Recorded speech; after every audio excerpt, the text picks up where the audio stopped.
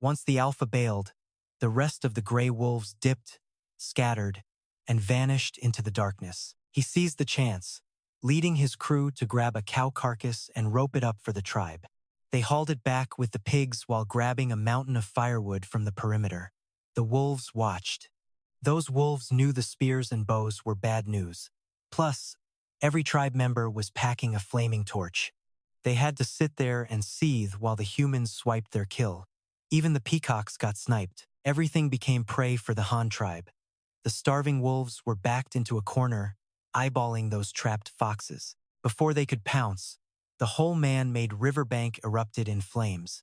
Their last hope literally went up in smoke. The pack spirit broke. They retreated into the woods, totally defeated, leaving the tribe to count their massive haul. In that 700-meter ditch, they found 36 camels, 28 deer, and 47 wild cattle. 78 wolves were crushed to death, plus one with a broken leg. Now, how to get them out? Moving the live ones was going to be a grind. It would take forever to get them all out. He was stressing that the wolves might circle back and launch a sneak attack while they were busy. He sent the pigs to the edge of the forest to keep a lookout for any trouble. After an hour of sweating, they hauled every carcass back. It was midnight and everyone was straight up exhausted. To keep the momentum going, the women slaughtered a wild pig to whip up a massive midnight feast. Huge steaks for everyone and unlimited soup. This was their first taste of fresh barbecue in 3 long months. Everyone was grinning ear to ear. The vibes were immaculate as they stuffed their faces. The guys were flexing about their kills, bragging about how much meat they earned. Then came the dawn. He split 70 adults into 4 squads. 10 people stayed on the walls to handle the night watch. 20 more focused on fixing the walls and pens. The other 40 grabbed tools and headed outside. First, he had 6 people use shovels to dig a ramp north of the river. Total one-way path. Once an animal hit that ramp, there was 0 turning back. It was a one-way ticket up. 30 others built a wooden tunnel. The plan was to funnel the livestock straight into the narrow passage. He set up a temporary furnace to heat 2 copper hooks until they were glowing cherry red. With everything ready, they used bundles of hay to bait the starving animals toward the new ramp. These freezing, hungry beasts saw that snack and scrambled up the slope immediately. It was like taking candy. Once they reached the top, the crew lassoed them and tied them securely to the tribe walls. When the last bull poked his head up, they blocked his path with heavy timber. He was trapped. He shoved a red-hot hook through its nose. That beast went from wild to mild real quick. They finished by evening. Dead or alive, every single beast had been cleared out of the riverbed. The total haul? 97 live cattle and 45 dead ones. 52 pigs, 17 deer, 113 wolves, and 14 birds were bagged. The horses in the pens didn't make it, but somehow the rabbits survived the whole chaotic mess. By sunset, they had patched up every single broken wall. They stacked 5 extra layers of bricks to keep any bold wolves from hopping over the perimeter. Fire crackled as the Han tribe laughed. Hundreds of people gathered around the bonfires to get to work. Women bragged about their wolf kills while teaching the group how to bundle up the firewood. He grabbed some bullhorns and showed the boys from the other tribe how to carve them up. Kids were munching on barbecue and singing songs. They were vibing because the food was literally endless. He stood in the clearing watching his people work all night without catching a single break. Only 1 month of winter left. He worried the meat would rot once the weather warmed up. Without proper storage, this massive mountain of food would spoil fast. They had to keep grinding. The butchering went past midnight. Even with bloodshot eyes, nobody wanted to stop. They were on fire. These folks had never seen this much meat in their entire lives. They were hyped beyond belief. Finally, he had to force them to go sleep. At dawn, they were right back at it. Night hit and he was already grinding, handing out chores. First, he sent the limping guy with big strength and the student to craft 42 buffalo nose rings.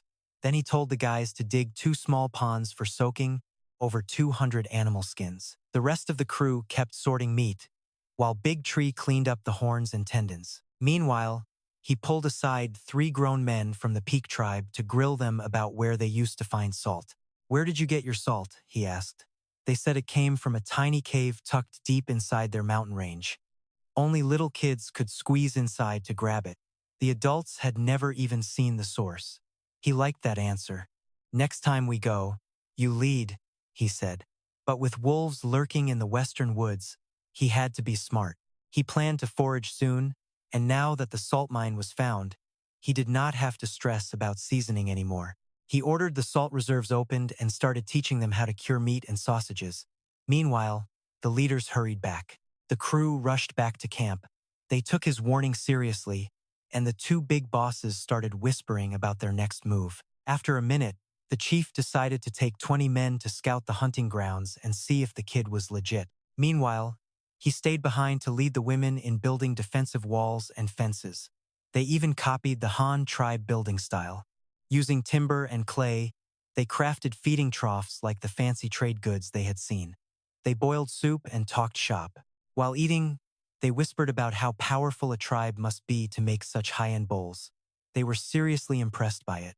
"Man, I wish we could join the Han tribe," they muttered. Word got back to the shaman, but he did not even flip. He just closed his eyes, thinking about the kid's promise. Join the Han tribe, and you get endless food and warm skins. You would have plenty to eat, furs to wear, and a safe place to sleep. The idea kept looping in his head.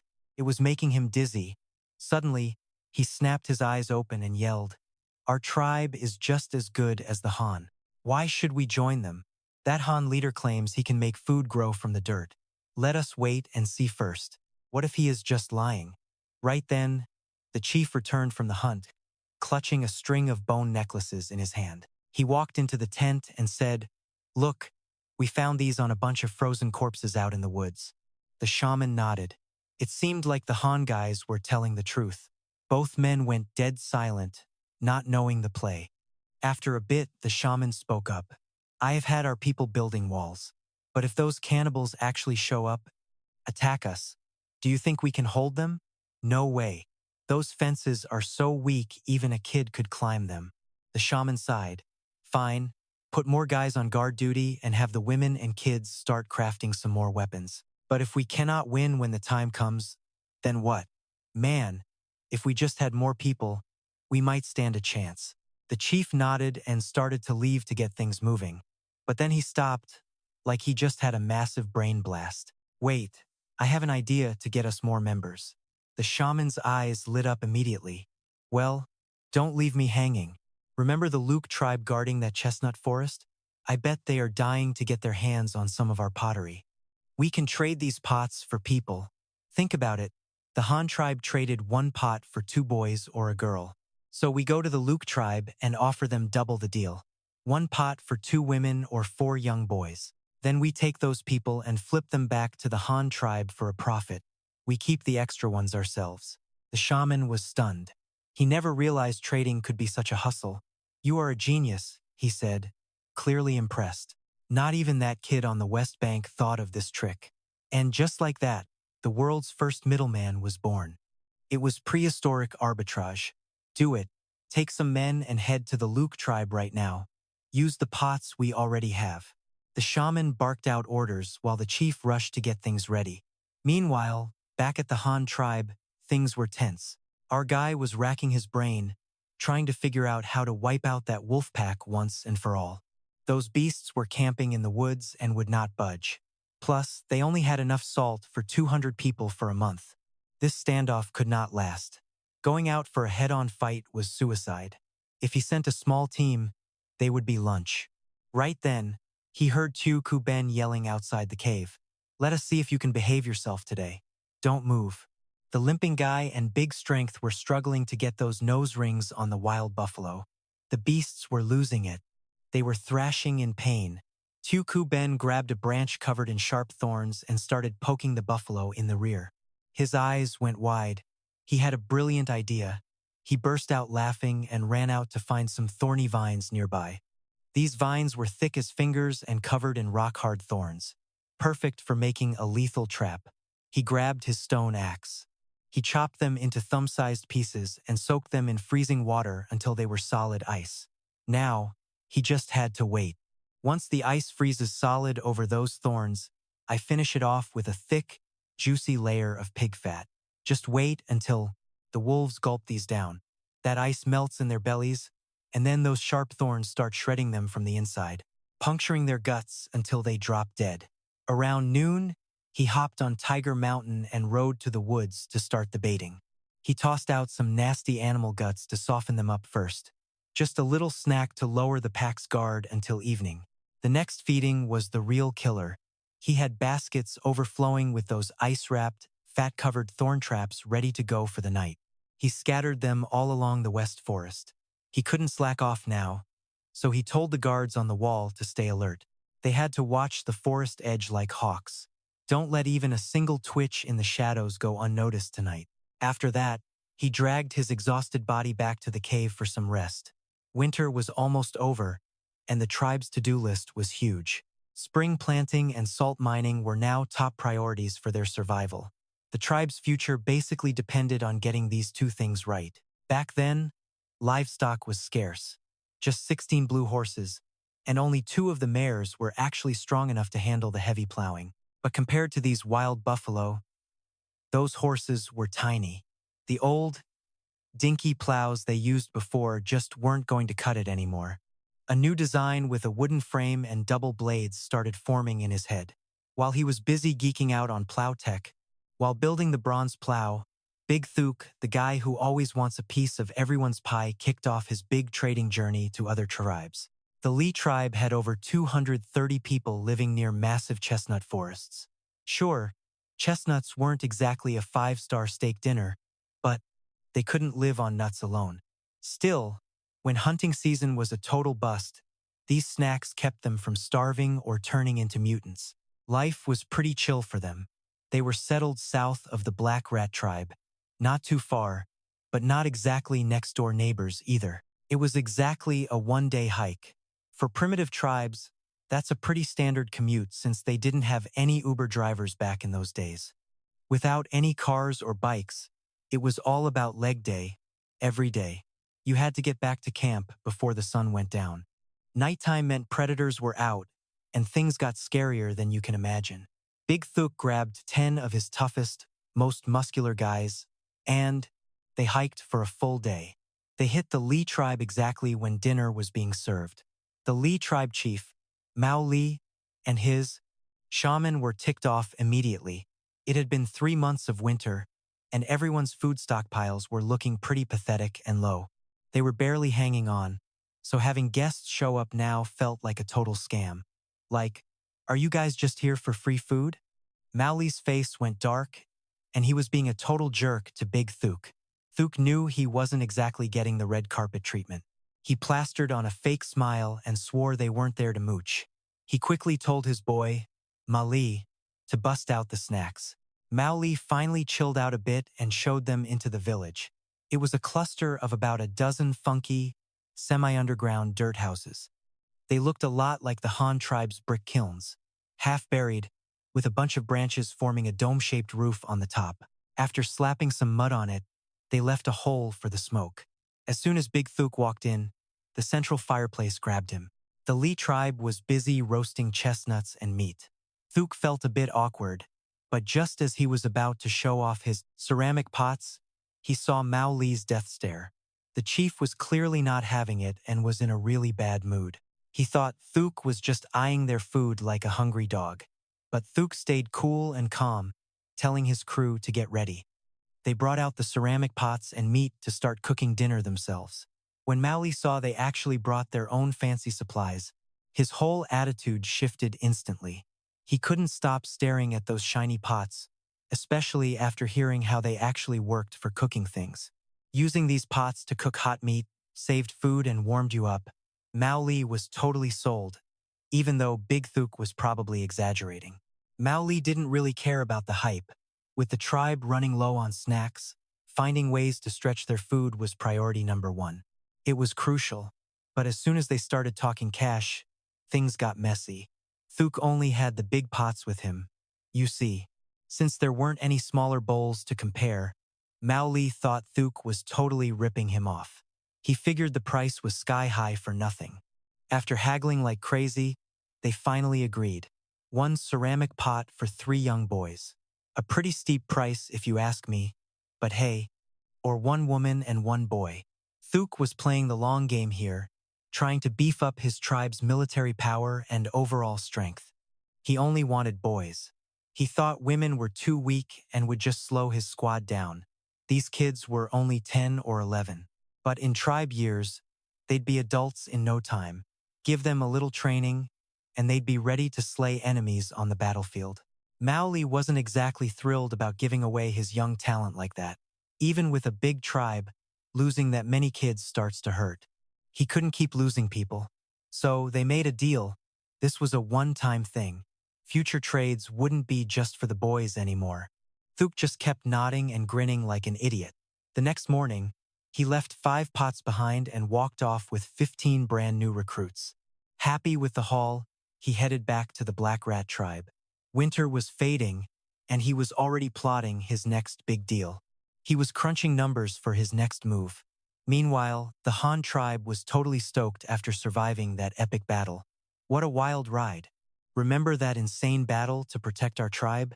Well, everyone stepped up big time, and now it is finally payday. We are handing out wolf pelts and sweet melons. Everyone is getting a piece of the action, even the red jewelry. I am not being stingy here. The guys get these custom bronze wolf head masks that look absolutely savage and totally epic. They might be small, but they mean everything. It is like a combat medal for proving you are a beast. The ladies are rocking some fancy bronze jewelry. Everyone is stoked, but the real hype is for the new longbows. We all saw how lethal those bows are. They are going to make hunting way safer and keep us from getting mauled. Sniping from a distance is way smarter than using spears. We will be bringing home way more meat than ever before. Killing efficiency is through the roof. Even though you needed 5 wolf kills for credit, we ran out of wolves fast. We only dropped 70-something wolves, and too many people wanted in. So, I am just giving everyone a longbow instead. This is our new standard weapon. These bad boys are made from desert wood that is tough and super springy. The strings are pure hemp, so they will not snap. They are 1.75 meters of pure stopping power. It fits the height and strength of the squad perfectly. We have the wood and the woodworking tools ready to go. I thought mass-producing these would be a breeze. Boy, was I wrong. Everything that could go wrong did go wrong. First problem was cutting the wood. You need perfectly straight grain and a specific sapwood to heartwood ratio of 1:2. Young wood is garbage and breaks too easily. Plus, we only have one massive saw that takes 2 people to pull. That big saw is way too clunky for detail work. Small hand saws are okay for branches, but logs? Forget about it. Cutting round logs was exhausting. Then I remembered this tool from when I was a kid, the classic frame saw. It uses a frame to keep the blade tight, making it the king of cutting planks. I grabbed a plan and moved. I put the guys to work. Gimpy is on blade duty, and the barrel maker is building the wooden frame saw. Those guys are pros at small tools. Meanwhile, I am diving deep into a different puzzle: how to draw straight lines. Trying to mark a straight line on a round log is a nightmare. Then it hit me: an old-school ink snap line. 2 points, 1 straight line, pure genius. We have the hemp string, but we are fresh out of actual ink. We do not even have paper yet, so ink was never a thing. But right now, I need some black ink fast. I am trying to remember how the old-timers did it. Pine soot ink. You just burn some oily pine wood, right? No need for anything fancy. I just built a tiny brick furnace with a tight chimney. I started burning the pine immediately. Thick black smoke started pouring out. Before long, the bricks were covered in soot. I carefully scraped all that black powder. Mix it with a little water and boom, a bowl of thick black ink. I soak the hemp string in it until black. It is a ghetto ink line, but it works. I do not have a fancy case, so I just snap it manually. My hands were covered in ink while I was marking the logs. Suddenly, the woodworkers came sprinting over with the saw. They looked so proud holding that 70-centimeter frame saw. They were dying for me to give it a test drive. I wiped my hands in the snow and grabbed the handle. The bronze blade was locked tight into the frame pins. I lined it up with my ink mark and gave it a pull. Sawdust started flying everywhere as it bit in. It sliced right through that log, following the line perfectly. This thing is a total game changer for our construction projects. It worked like a charm. I told them to keep making more. I asked if we had enough copper for the blades. Gimpy crunched the numbers and nodded. We are good to go. The blades do not actually use that much metal. I told them to go hard. No holding back. Our tribe needs copper for everything from tools to weapons now. We do not even have a bronze pot yet. Once spring hits, we need to farm and get more salt mining done. The copper mine has to reopen. While thinking about the mine, I had another brilliant idea for a mining boat. The mine is way upstream. Walking there takes over half a day. Using cattle is just slow and honestly, kind of cruel. Some of our cattle can't even make the trip. That is why our production speed is stuck in the mud. If we load the gear onto a boat and float it downstream, it would only take 1 or 2 hours. I am thinking of a flat-bottomed boat with curved ends. It is perfect for navigating these shallow, winding inland rivers. The water depth changes constantly, but a flat bottom stays afloat where others would get stuck or hit the rocks. It is safe, mobile, and can carry a massive load. I am making it 3 meters wide and 8 meters long. That is the perfect ratio for our river. Time to start the next big project. This boat is fast, stable, and built like a tank. Even the total newbies in the tribe can handle the steering without breaking a sweat. We reinforced it with 2 main keels and 7 U-shaped ribs made of solid pine. This makes the whole hull incredibly strong and reliable. It is durable too. Using fresh wood for the planks ensures we have plenty of material without wasting anything important in the building process. We are all about efficiency here. No need for fancy oars when our copper shovels work for rowing, fighting, and digging all at once. It is a weapon, a tool, whatever you need. Everyone is watching him tinker with new gear, totally curious about what is coming next. Only the primal tribe guys have a clue what is up. They already saw him build those basic rafts before, so they get the idea. It is the same logic as a flat-bottomed boat, just with a better wooden frame.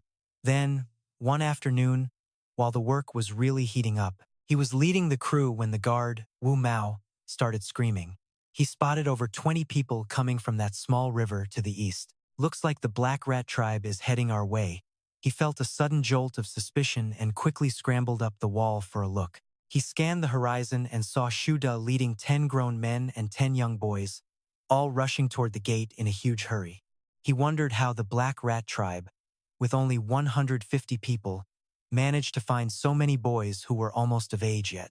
They had traded before, so when the tribesmen heard the shouting, they thought it was another deal. They ran out hoping to see their kin. Following Shuda were members of the Strength tribe. Those young boys had no clue what was happening, their heads filled with massive question marks. They just knew their chief traded them for 5 blocks of salt. They did not get why, but they were not bitter just following orders. They obediently followed Shuda to the gate, staring up at the massive walls. When they peeked inside the enclosure, their jaws dropped instantly. Seeing hundreds of livestock, piles of cured meat, and over 100 animal pelts almost made Shuda's eyes pop right out of his head. If he had not seen the guy wearing that gold crown, he would have thought he was in the wrong place. He swallowed hard, nervous. Gulping, he stammered, Is this the Han tribe? I am Shuda, and I have come to trade for more of your fine pottery." He looked at Shuda and the group outside but did not make a fuss. Following the old rules, he told them to surrender weapons. Shuda pointed at the boys and said, "Chief, I am here for pottery. These are the people I have brought this time for the deal." Still just trading for pottery. While he sent men to get the goods, he kept a suspicious eye on Shuda, sizing him up carefully. Shuda felt a bit guilty and played dumb, just staring around at everything. Honestly, the chief wanted him to bring even more people over. Kids grow up to be workers, so trading pottery for them was a steal. The goods were brought out fast, and the trade was simple. 10 boys for 5 pieces of pottery. Since it was getting dark and wolves were lurking, he invited Shuda and his crew to stay. He pulled him toward the cave, telling them to stay the night. He called out to the tribe to cook up some meat for guests. Those 10 Strength tribe teens were dazed from the trade. They saw how rich the Han tribe was, with massive herds and endless food. Piles of meat, giant buffalo, spotted deer, and even peacocks. They were totally blown away, feeling both shocked and hyped at the same time. They hoped they could stay forever. The chief had elders clean them up, give them fresh furs, and start teaching them the written language. Their first mission was to learn the language and get settled. He told them to eat as much as they wanted since food was plentiful. They had zero food shortages. These kids were beyond happy because back in their old tribe, they were constantly starving and fighting for scraps. Before, if you were weak, you went hungry. But here, it was an all-you-can-eat buffet of rich meat soup and huge chunks of meat. The soup smelled amazing, and they kept slamming back bowls of stew until their eyes started rolling. Finally, he had to step in. He could not just watch them explode, so he cut them off. He did not want his new recruits literally eating themselves to death. The Han tribe has plenty of food, but wasting it is a no-go. There are always more meals. Once they finished, night finally settled. Everyone huddled together to sleep while the guards took their posts in the brick huts. Shu Da and his men were also given spots. Shu Da could not even close his eyes. He stayed up on the wall, staring out with a look of pure confusion at everything around him. He watched the wolves inside the walls and compared them to his own tribe. The gap in power was just way too massive to ignore. Any tribe that could wipe out that many gray wolves was on a whole different level. His people could not even dream of competing. He struggled just to trade for a few people, while these guys had recruits delivered to their door. Even their subordinates were eating well. The more he thought, the more he sighed. Eventually, he fell asleep, only to be woken at midnight by Big Tree and Beast Tooth. Big Tree reported that a massive pack was active near the forest edge the night before. He saw a ton of glowing green eyes. Beast Tooth chimed in, saying there were way fewer tonight, maybe only a dozen or so. Hearing that, the chief just gave a smile. He nodded, noting that he had been watching half the night and saw nothing. The forest edge was quiet. It seemed the wolf pack. They definitely fell for the trap. Once the sun comes up, we will head out. We are probably looking at a massive haul of skins. Early next morning, after sending off Shuda's crew, he gathered 30 grown men. They ate breakfast quickly and got ready to move out. Heading into the western jungle, Meat Bun and Kwai Sun trailed the big guy. They hadn't been out in forever and were totally hyped, wiggling their butts and sniffing everything. I hit the forest edge to check. The thorn vines were gone, leaving zero traces on the snow. Just a mess of wolf tracks everywhere. A wave of relief hit me. Those gray wolves totally fell for the trap. I just didn't know the damage. Not sure how bad it was yet. I signaled the squad, and everyone gripped their spears, moving in dead quiet and super cautious. Let's go. They followed me into the trees.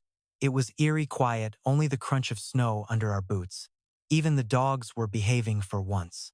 They watched the ground just like I did. A few minutes later, we found 2 wolf carcasses under a tree. Their heads were totally mangled. Bite marks everywhere, and the meat was picked clean. Fur was ripped to shreds. Looks like they turned on each other over some petty scrap. Either internal beef or they were just starving. 3 hours later, we hit the hemp field. Wolf tracks on the ground were a complete mess. The trails were chaotic, but they all pointed one way, toward Baldy Tribe Mountain. Yeah, that mountain. I started putting the pieces together. I figured they probably crashed that Baldy cave. Wolves love squatting in other animals' spots. It's basically a 5-star hotel for them. Only that cave could hold a pack this big. Sure enough, we hiked up the peak and found exactly what I expected. Pure carnage. Found several wolves frozen solid. Bellies were bloated, and there was blood all over their legs. They definitely went out in a lot of pain. Total agony. I had the guys pile the bodies and mark the spot. Then we pushed further west, keeping our eyes peeled for more. We kept tripping over dead wolves. By noon, we were about 1 kilometer from the cave. The ground was absolutely covered in fresh tracks. The pack was definitely hiding nearby. I led the group forward, being super careful, but the whole place was weirdly quiet. Like, too quiet. Big Power whispered that they might all be dead. I hushed him fast, Do not drop your guard. Wolves are sneaky as hell. Man, stay sharp. Don't slack off now. These things are clever. A few minutes later, we finally reached the mouth of that creepy cave. We finally saw the horror show inside. Most of the pack was already face down. The ones still alive were barely hanging on. They were wheezing and trying to growl, but they didn't have the juice to even move. Seeing that, I gave the order immediately. I told everyone to pair up and go in, finish them off. The tribe didn't hesitate.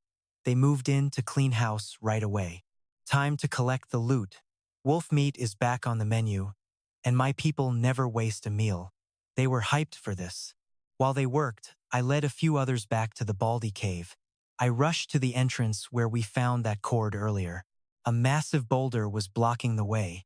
Its color matched the cliff perfectly, which is why we totally missed it the first time around. It blended right in. I called over the heavy hitters and told them to move that rock. I needed to see what was behind it. The guys got to work, lifting a rock the size of a millstone. There was this nasty grinding sound as it scraped the ground. A tiny opening appeared, sloping downward. It was this weird, flat, round hole. Only a 5-year-old kid could squeeze through that gap. I frowned, feeling a bit uneasy. I laid flat on the dirt and shoved a torch toward the hole to get a better look. Peering inside, I saw a mix of quartz and granite. Cracking this open was going to be a nightmare. It wasn't going to be easy. While I was mulling it over, something caught my eye. A bright flash from the ceiling. I looked up and saw something totally wild. These gold and white crystal spikes were hanging everywhere, sparkling like crazy. I grabbed a feathered arrow, ready to knock one down and check. I tried shooting them twice, but the arrows just bounced off. No luck there. I turned around and yelled at the big guy instead. "Hey, big power, grab a rock and smash that thing down." He grinned, happy to help, and came running over with a massive stone. He took aim and chucked it with everything he had. A heavy thud echoed, and the crystal spike snapped in half, crashing to the dirt. It shattered into pieces. I thought maybe it was salt, so I picked up a shard and gave it a lick. Bad idea. Huge mistake.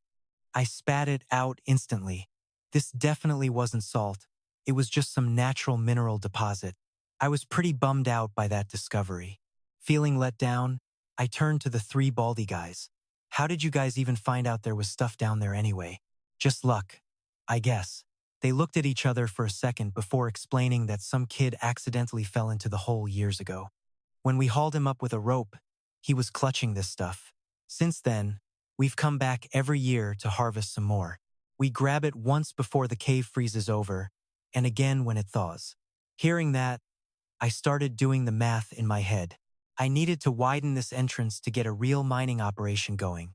Right then, the shepherd came running over, looking totally out of breath. He panted out that the 78 wolves were dealt with, but there were 8 cubs still alive.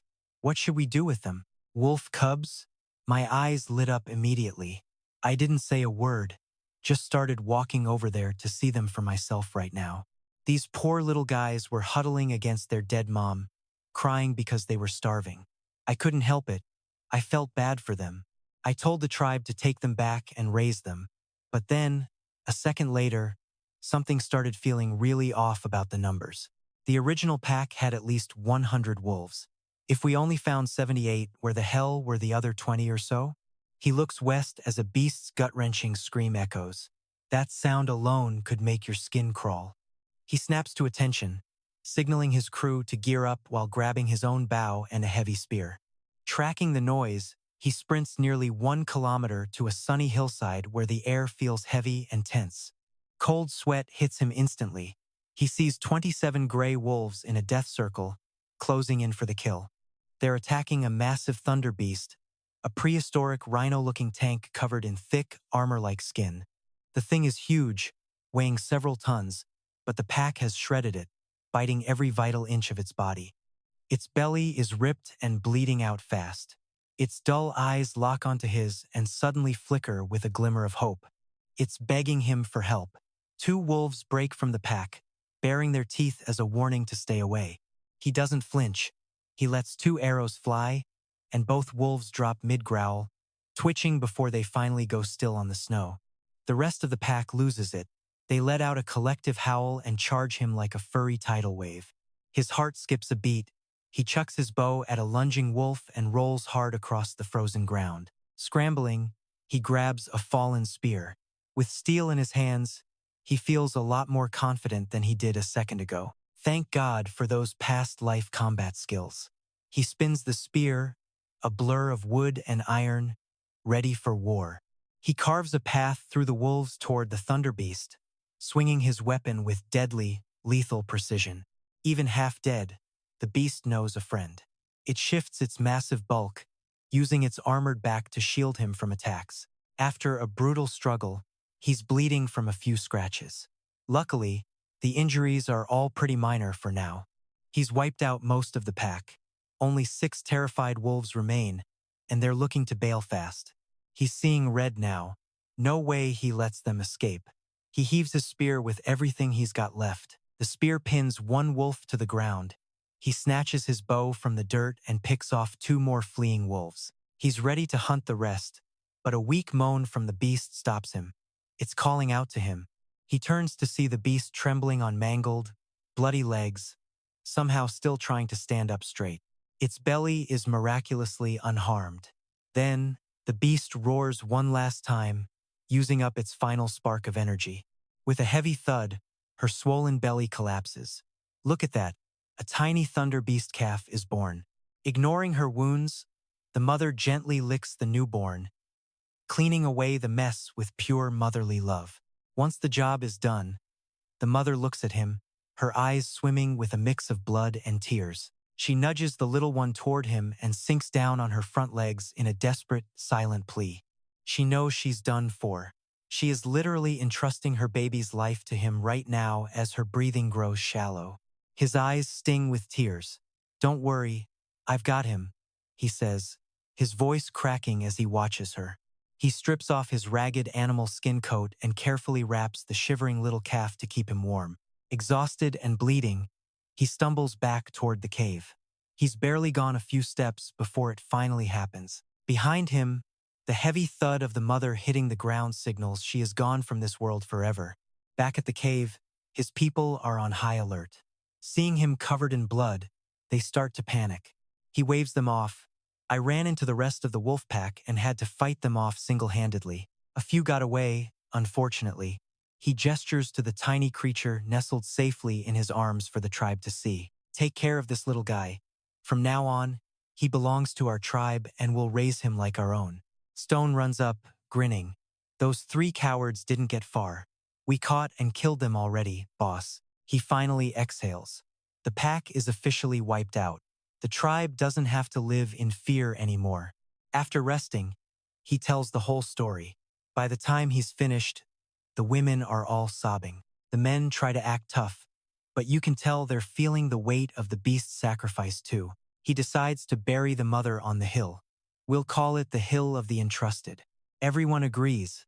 With that settled, he turns his focus to the quarry and his bag of salt crystals. He orders them to seal the cave with rocks to keep any dumb beasts from moving into their spot. Then he leads them to the valley to collect the wolf carcasses and cover the mother beast. Tomorrow, they'll bring bronze shovels for a proper burial. Once everyone gathers back at the entrance, they build 2 wooden sleds and use every bit of strength to haul over 100 wolves back to the tribe. Word spread about the thunder beast mother. The village women told the story to kids who crowded around to see. They looked at the baby beast with total pity. Usually, herbivores are tough and stand up right after birth to find milk. Within a month, they are grazing. Rhinos are the same, but this little thunder beast was a preemie.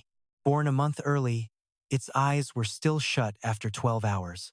That night was freezing, so we moved all the babies inside. I found 2 nursing cows to act as wet nurses, but it was a total disaster. Nobody wanted to cooperate. The wolf pups were too small to reach, and the baby beast just slept. Plus, the cows weren't having it. I had 10 guys hold the cows down to force the milking. The poor cows were mooing their heads off all night. Luckily, the hard work paid off. The little guys survived, especially the baby thunder beast who needed extra help. We had to pry its mouth open and pour the milk in slowly. It was a tedious process, but it worked. After eating, the baby beast went from silent sleeper to snoring like a freight train. Kubing thought it was hilarious. He ended up cuddling with it all night. The next day, I took 20 guys to the hill for the burial. We buried the mother and piled stones on the grave. Since then, we call that place Entrustment Hill. During the final month of winter, the tribe was quiet but busy. Everyone was grinding and doing their jobs. A week later, the wolves opened their eyes. By week 2, they were already eating meat and cooked scraps. They acted just like puppies, wandering around the cave. Meanwhile, the baby beast's pink skin started turning white. Its coat became pure milky white, and a little horn bump appeared. Finally, it could wobble around on its own. It started looking for the cow for milk. The cow remembered the forced milking trauma and just gave in. By the 3rd week, things were popping off. Kubing was inside the fence, racing the baby beast. He was shouting at it to chase the dogs.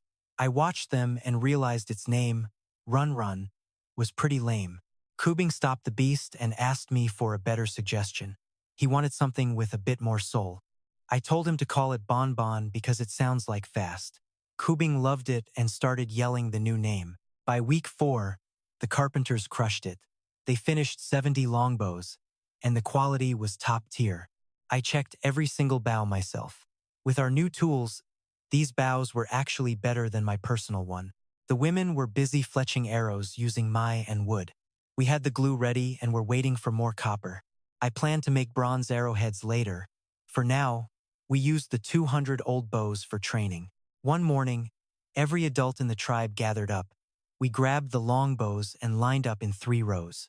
I stood in front, ready to lead the drill. Time to see if these guys could actually shoot. I yelled for the first row to aim at the straw targets 100 meters away. Then, the arrows flew. It was absolute chaos. Some arrows hit, some went into orbit, and others just flopped onto the grass. One arrow even landed right at my feet. I didn't know whether to laugh or cry while correcting them. Winter was ending when the trader Delay returned. This time, he brought 3 women and 6 boys. The kids from the previous trade were shocked to see their tribe members, but I knew this couldn't last forever. Trading humans isn't a long-term plan. Eventually, we will have enough workers and the market will dry up. If I want this tribe to grow, I need a new strategy. Meanwhile, the big boat project was finally finishing. The finished wooden ship was massive. Everyone was hyped, even though they had never seen it on the water. Everyone who helped build it felt a huge sense of pride. Then Big Power tried to show off. He grabbed the side of the hull and tried to lift it with all his might. The boat didn't move.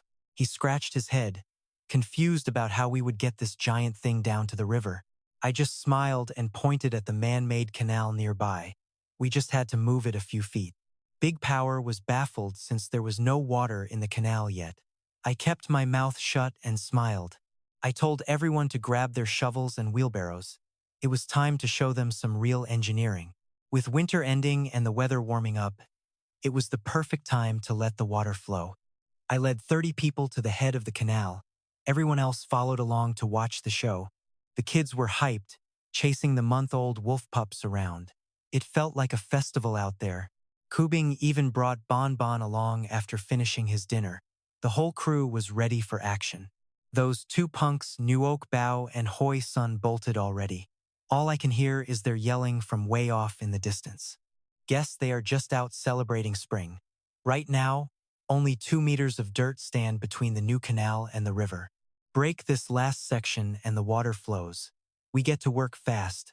Everyone has a job to do. Some dig in. Others stay on the ground to haul heavy baskets. The rest of the crew is busy moving the dirt out of here.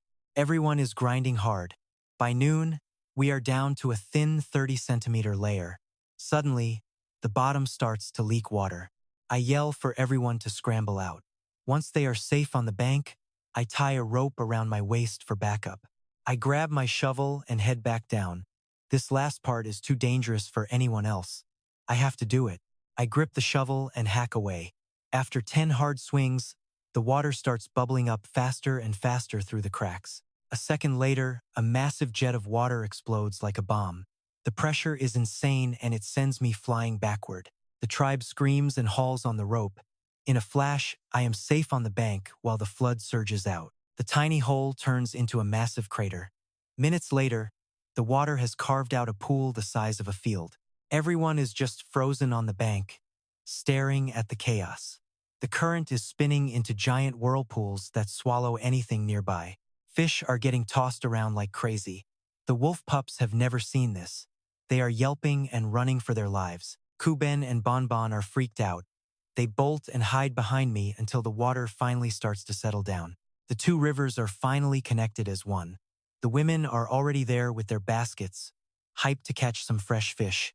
The guys who were worried about launching the boats are just standing there, stunned. I just look at them and laugh.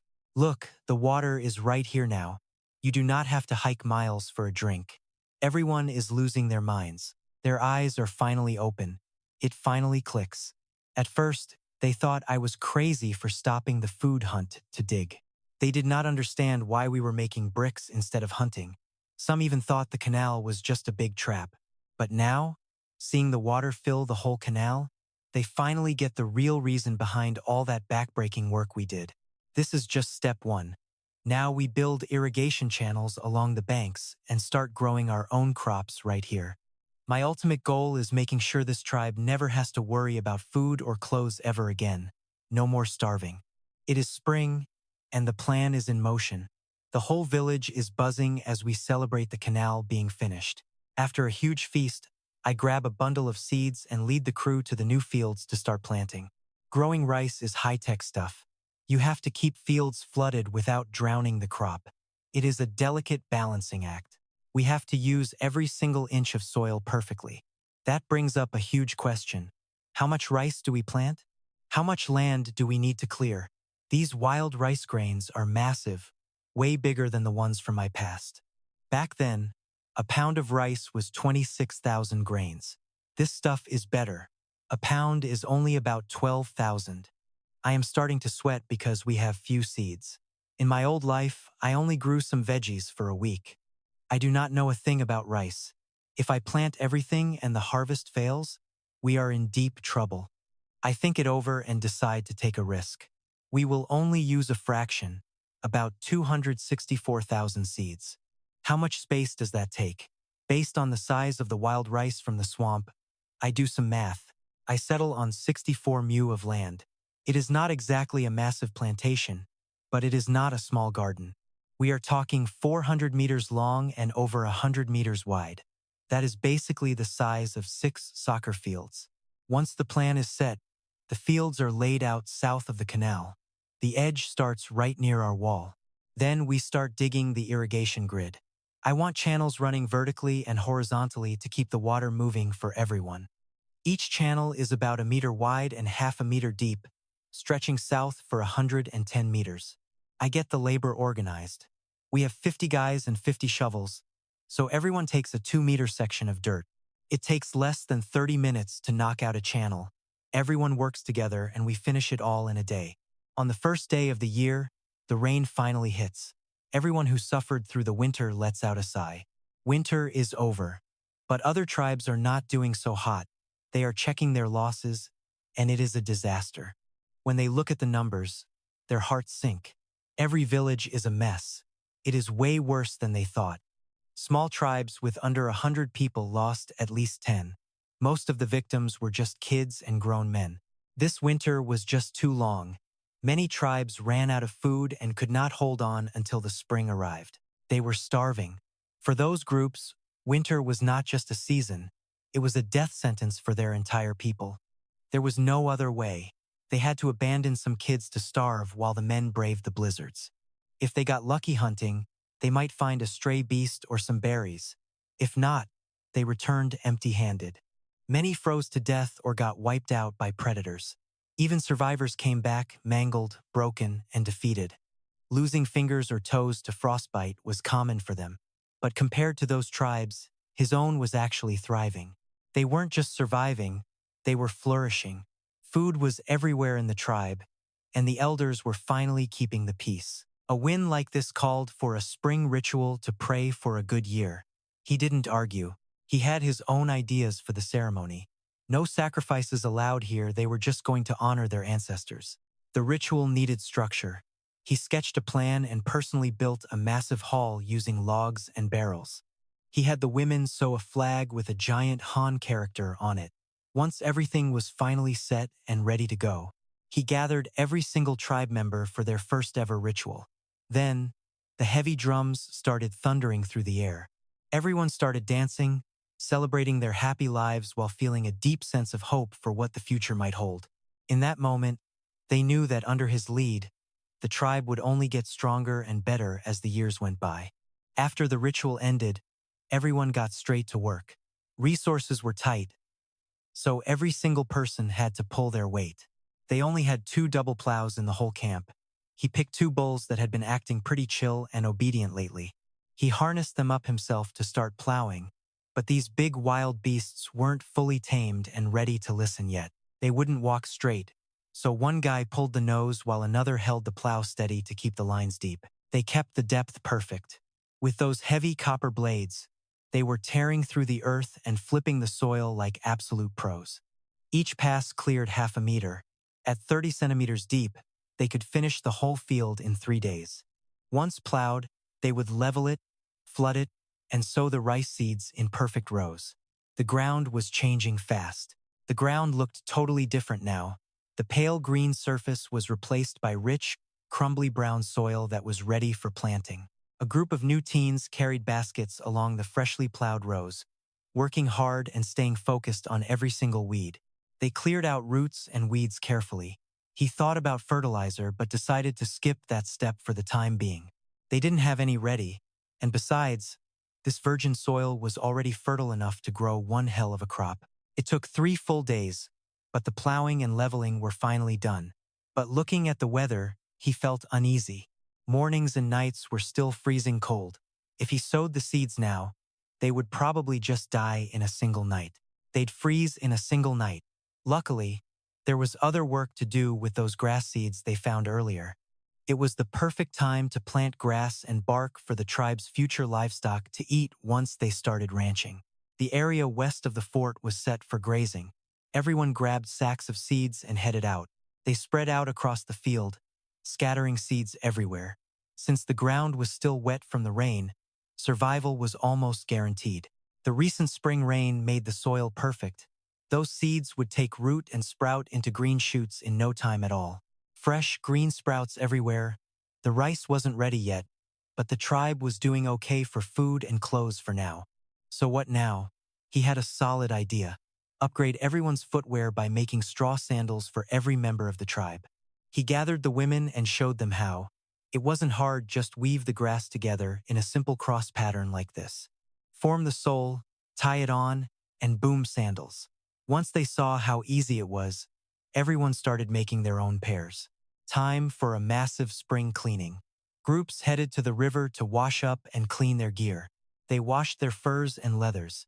Some guys even made grass skirts since they weren't afraid of the cold river water. In his past life's memories, grass skirts were normal for spring. Some dudes even went totally shirtless once the sun came out.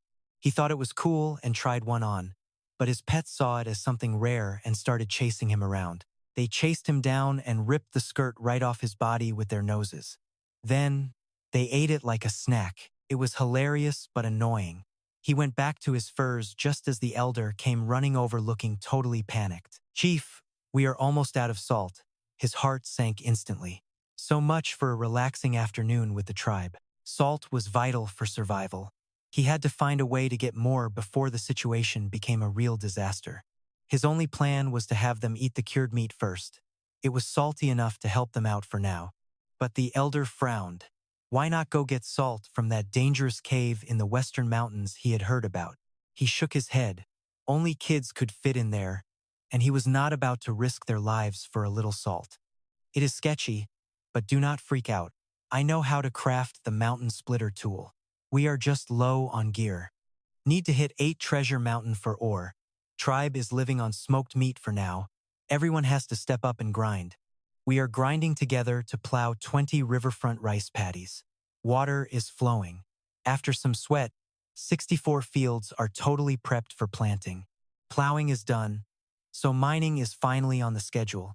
The boys are teaming up to get the job finished, dragging the wooden boat down to Inganthui River. 3 meters wide in a 4-meter stream. This river is a beast. Folks on the shore watch the boat drift. They are all whispering, "Can this thing actually hold a real person? Think we will just sink?" Hearing that, he did not say a word, just stepped right onto the deck like a boss. The boat wobbles a bit. Then he turns and yells to the crowd. Who else is brave enough? Boom. A few more jump on. Celebrating on the shore, a kid grabs his sleeve, hands over a water bag made of real snakeskin. He pats the kid's head and smiles. Just grabbing some rocks. Kid, back fast. Everyone else, get moving. Paddling upstream is a slow grind, but way better than walking. In a few hours, they hit the giant tree, reach the black forest. Chief is calling the shots. Everyone is wiped from the morning. Let us cook up some grub and chill. Lunch is done. Load the tools onto the oxen. We are hauling the boat into the woods. Mokthon knows these trails. Mokthon and 4 teenagers stay to guard. 2 more guys grab an ox and follow me to the mine. He checks in with Mokthon one last time. You good? Leaving food for you 5. Keep your eyes peeled. Guard this spot for 7 nights. If things get ugly and you are outnumbered, ditch the boat and bolt for the mountain. Do not lead them home. Our women and kids are there. After lunch, they hide the boat and head out. The miners keep moving, but that night, something is off. A heavy rustling sound echoes through the dark prehistoric woods. The noise gets closer. A massive roar shakes their bones. Everyone scrambles up, totally terrified of what is coming. They look up. A giant primate with reddish hair and massive muscles is baring its teeth. It is charging the camp. Hui Sun and Yuk Nuk, the big elephants, roar back and charge. They are not backing down from this monster. The beast drops from a tree, swinging hard. It flings Hui Sun aside like a rag doll. His heart stops. Grab your gear. Now. He is shaking, hands fumbling on the ground, searching for his golden spear in the dark. He feels better once he is armed. Everyone is clutching their spears, but their legs are shaking like crazy right now. That monster is not stopping. It lands, drool dripping from its nasty mouth. Another roar makes their heads spin. He pushes through the pain. Get those spears up. He leads the charge, aiming straight for the beast's chest. This thing is strong. It grabs a spear and tosses the chief and Dailuk aside like trash. They slam into trees. Now the giant ape is throwing bodies at the crowd. This is total chaos. Everyone is scattering, using spears and bows. He crawls up. Finally, they snap out of the shock and fight back. Doc Ni sees an opening. He drives a bronze spear into the beast's chest, but it only goes halfway. The ape snaps the spear in one hand.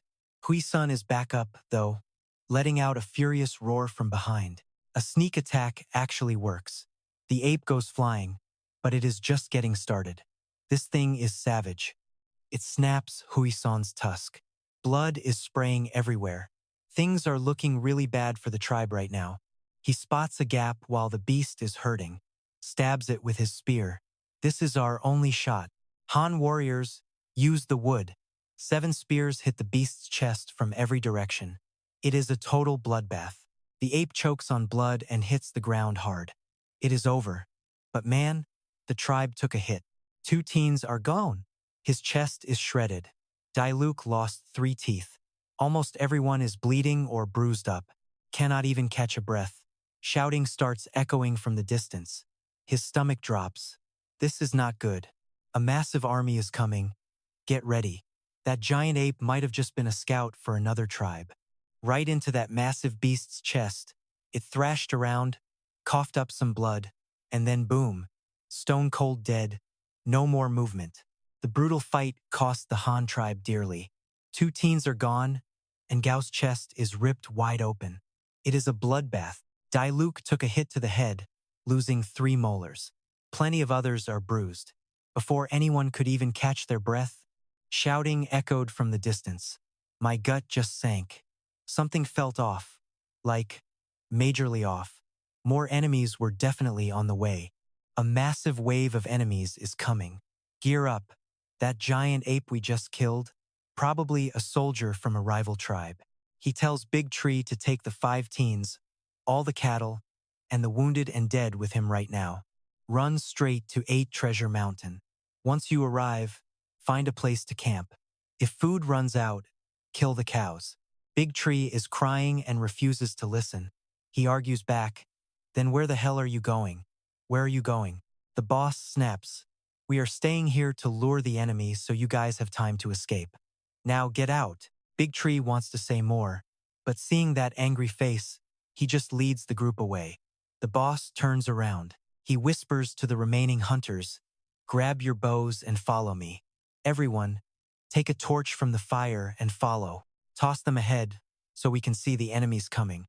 It will make aiming much easier for all of us." Everyone listens.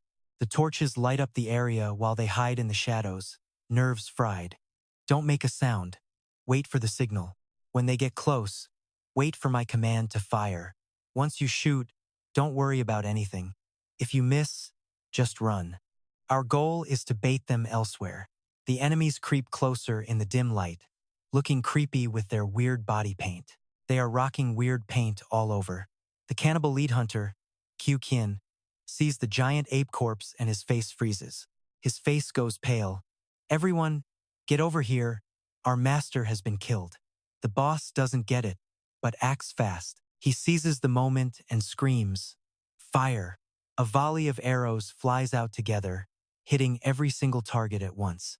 The enemies are in total shock. The boss screams, "Run." He leads the mob south on purpose, heading toward the black rats. Meanwhile, the black rat tribe is just vibing and making breakfast. A woman heads west to get some water for her group. She sees armed strangers sneaking up and nearly drops her pot. Forget the water. She just bolts back to camp for help. She screams, "Enemies are coming." Thu Dai hears her and tells the men to grab gear. The women grab stones for defense, but the cannibals don't care. They arrive and start lobbing a rain of rocks at the black rat camp right away. The black rats have 0 shields, so everyone is diving for cover. Their whole formation is a total mess right now. Then the cannibals throw wooden spears. Black rats start falling. Thu Dai is seeing red and yells for a fierce counterattack. Use the spears. Don't let them through. But their wooden spears are straight garbage and the range is just too weak. After 1 round, they have done 0 damage. The cannibals take the chance and rush the wooden fence right now. They tear down the wall together. Now it's a brutal, face-to-face brawl. The black rats are in deep trouble. Just then, the Han tribe appears like legends from heaven. They charge from behind and let the feathered arrows fly. 1 arrow nails an enemy in the back. The Han squad charges like beasts. The tables have officially turned on them. The boss stays calm and spins a lie about gathering far away. Then he mentions the legend of the red-haired giant. That giant kidnaps tribes to turn them into cannibals who hunt people for snacks. The black rats are shaking with fear. Thu Dai begs the Han chief, "Please, you have to help us. Teach us how to defeat that monster for good." The boss sighs and shakes his head. "I don't know how to beat it. We only have these thick brick walls. We only won because Grey Mountain helped us." Thu Vu and Thu Dai just look at each other, totally crushed. Thu Vu asks the Han chief, "Can our tribe build a wall like that?" The boss sees his chance to invite them. He says, "Building a massive wall takes forever and tons of people and food. It is not an easy job at all. But if you guys help us build it, there is enough room for everyone inside. We can live together and share food. We will have the best weapons." Thu Vu and Thu Dai huddle up to talk it over. This is their best move. It is safe and they get the good gear. They go to the boss and say, "We are in. We will join. Just promise to be good to us." The boss is thrilled. "Of course. Welcome to the tribe. You are all family. I will treat everyone as equals," he promises. After planning the move for the black rats, he tells everyone to hit the mines. He meets up with Big Tree and sees the wounded are healing up. "No time to waste. Let's get back to work." 8 Treasure Mountain is packed with minerals. Everyone goes all out mining. They find a haul of realgar and more.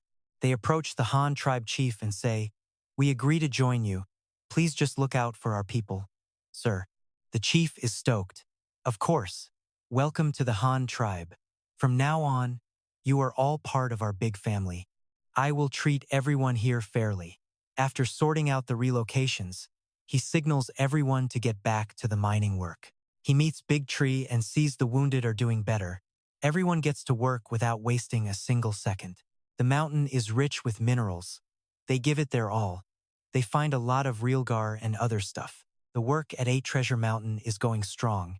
They mine tons of resources and find some really rare materials too. I grabbed some limestone and iron sulfide.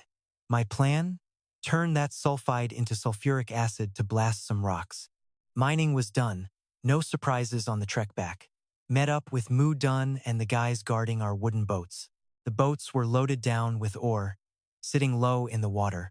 We caught the current and flew downstream fast. Spotted our people waiting on the bank.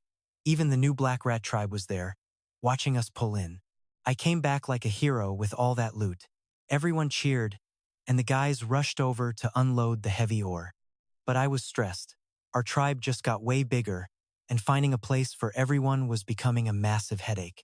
The Black Rat tribe had 137 people now. That is after trading and merging with our different crews. Even after losing some in battle, they were 2/3 the size of our whole tribe. That is a lot of mouths. This crowd hitting us at once was chaos. Our caves were already packed, so we had to figure something out fast. We set up temporary tents in the open yard. Luckily, the Black Rat tribe was cool with it.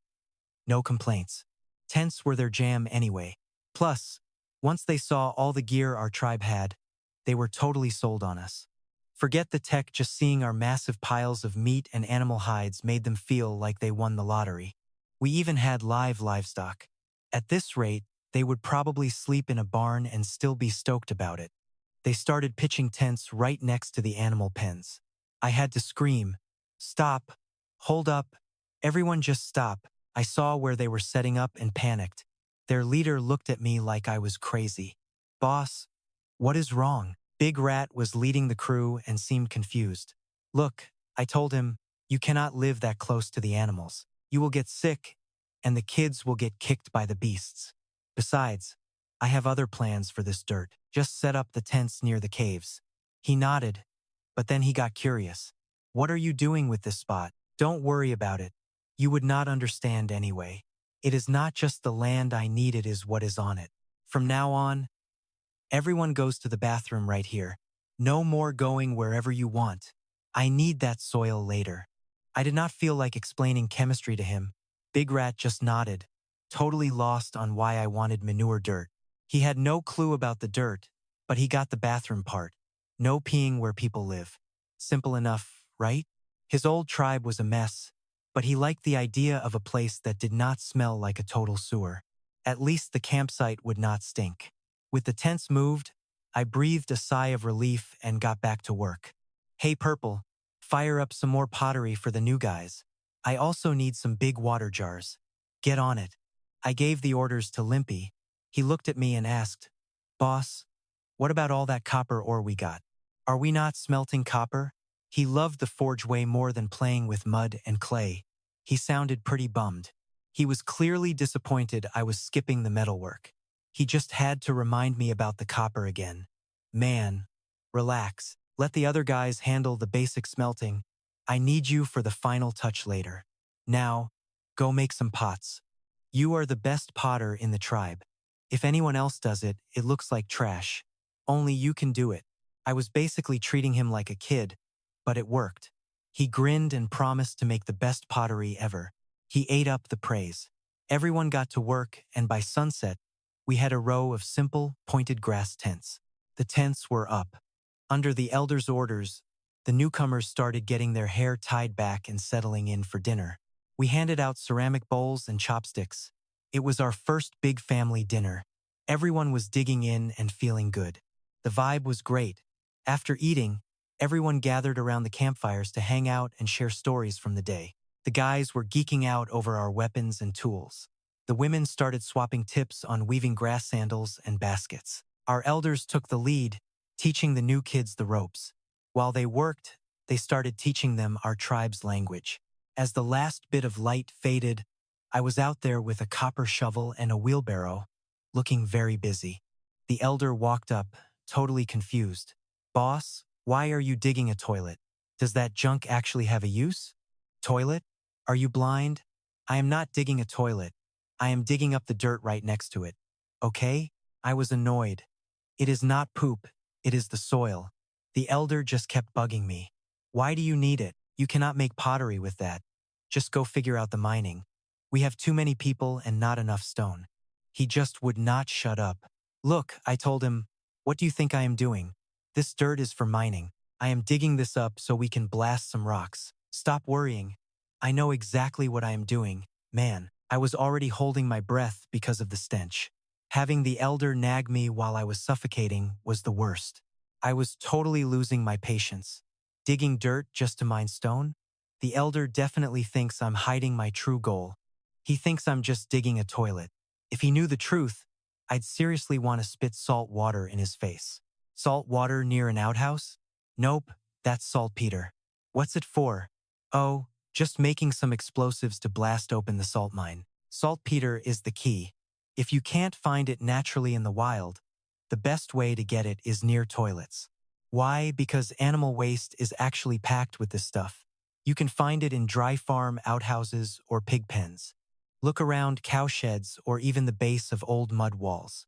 During the chilly spring and autumn mornings, something happens. When the temperature drops, the ground gets covered in white frost. That's actually saltpeter in the soil reacting with the dew. It sucks up all the heat, causing the moisture to freeze. In some spots, it looks like crusty shells or flowers. They call it ground frost. Remember that poem about frost by the bed? The guy probably just saw saltpeter while drunk. Who knows if he was just staring at crystals? People have been refining and using saltpeter for thousands of years now. They mastered the art of making it and even used it for medicine. But back then, it was mostly for nobles.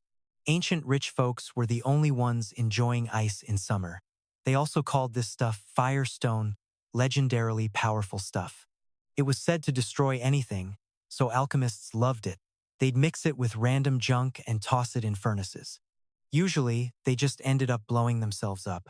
But hey, thanks to them, we got a huge invention: gunpowder. Making it is actually super easy. Put the salty dirt in a big jar, add some water to dilute it, and filter. Then you just boil the water dry or let it sit in the sun. You'll get pure saltpeter crystals, just like salt. Then they'd blow themselves up.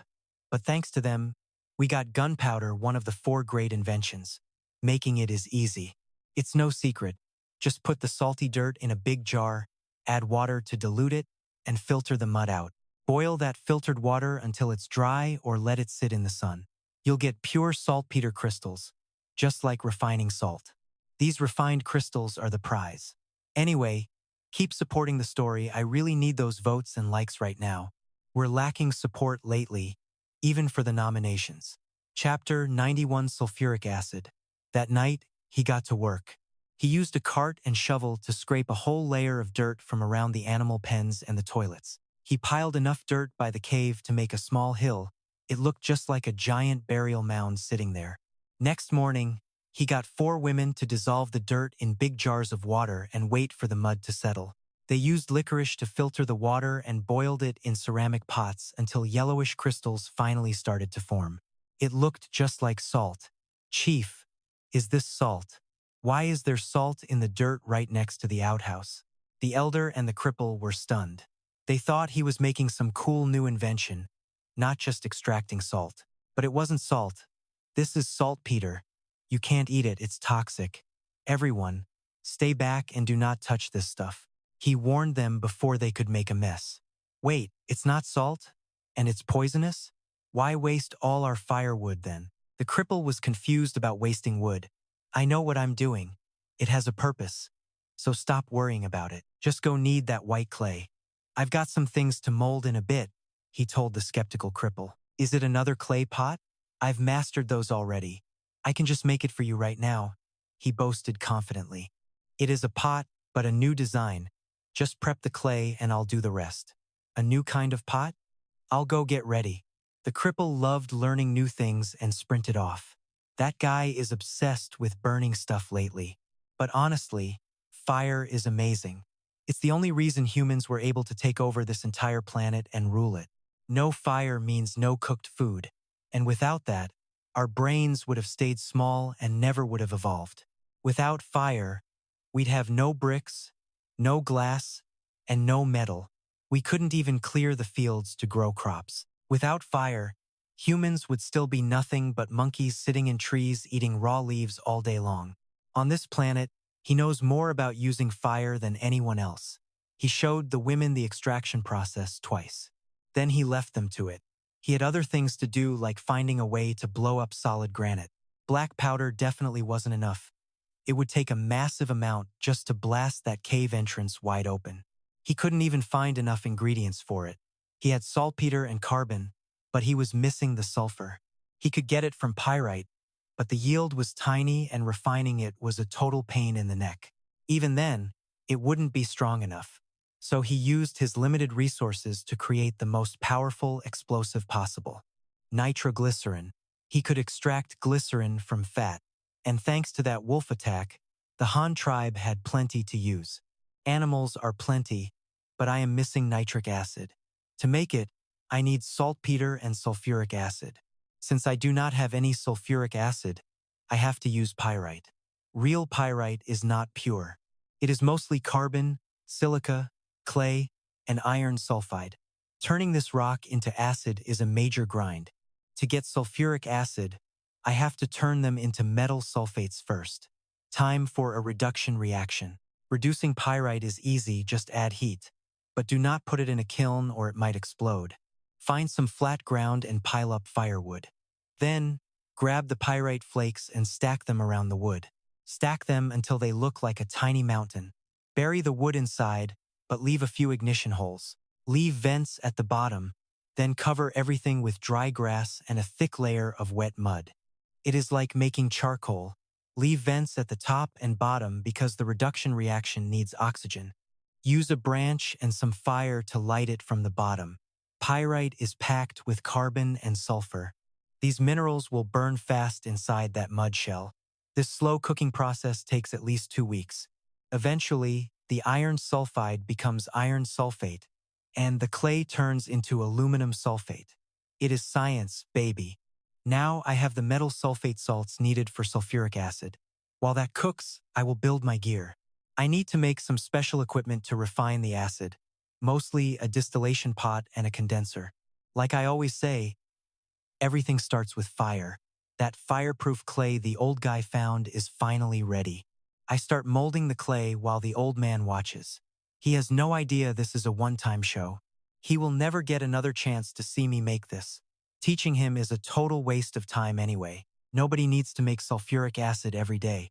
I start with a clay disc to serve as the base. I coil up some clay to build a cylinder.